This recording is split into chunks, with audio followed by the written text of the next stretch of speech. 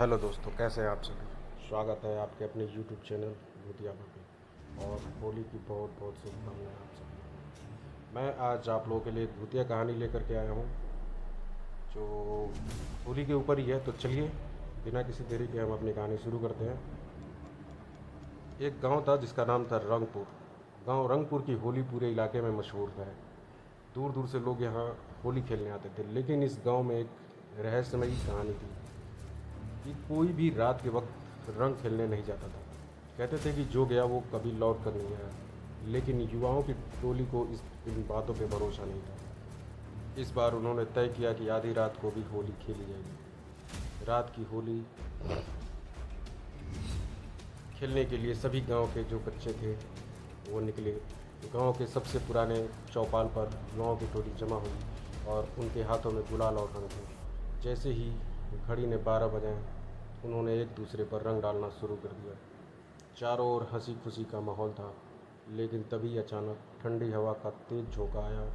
होली के लपटे नीले रंग में बदल गई। ढोल नगाड़ों की आवाज़ गूंज रही थी लेकिन बजाने वाला कोई नहीं था।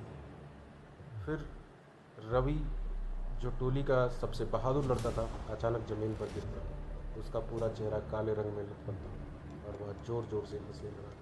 उसकी हंसी इंसानों जैसी नहीं थी, वो डरावनी थी, बिल्कुल किसी अशुभ आत्मा की तरह। गांव के बुजुर्गों को जब इस घटना का पता चला तो उन्होंने बताया कि सैकड़ों साल पहले यहाँ एक तांत्रिक मारा गया था। उसे गांव वालों ने होली के दिन जिंदा जला दिया था क्योंकि वह काले जादू का अभ्यास करता था। मरते समय उसने श्राप दिया था कि जो भी आधी रात को रंग खेलेगा उसकी आत्मा उसी के रंग में कैद हो जाएगी। अब तक रवि की आंखें पूरी तरह सफ़ेद हो चुकी थी। वह हंसते हुए बोला, तुमने मेरी होली खराब की, अब मैं तुम सबको अपने साथ ले जाऊंगा। सब लोग डर के मारे भागने लगे। लेकिन जब वे घर पहुंचे तो देखा कि उनके कपड़ों पर जो रंग लगे थे वो काले हो चुके थे। और सबसे अजीब बात, रवि अब भी उनके बीच ही था लेकिन उसकी परछाई नहीं थी। कहते हैं रंगपुर की इस भूतिया होली के बाद वहाँ कभी रात को होली नहीं खेली गई और जो लोग उस रात वहाँ थे वे कभी भी अपने कपड़ों से काले रंग को हटा नहीं पाए।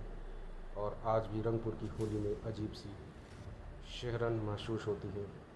तो कैसी लगी आप लोगों को ये कहानी?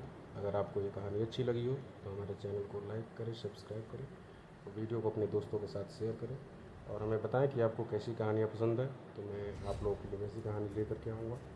तो आज के लिए आप सभी का बहुत बहुत धन्यवाद और एक बार फिर होली की बहुत बहुत शुभकामनाएं।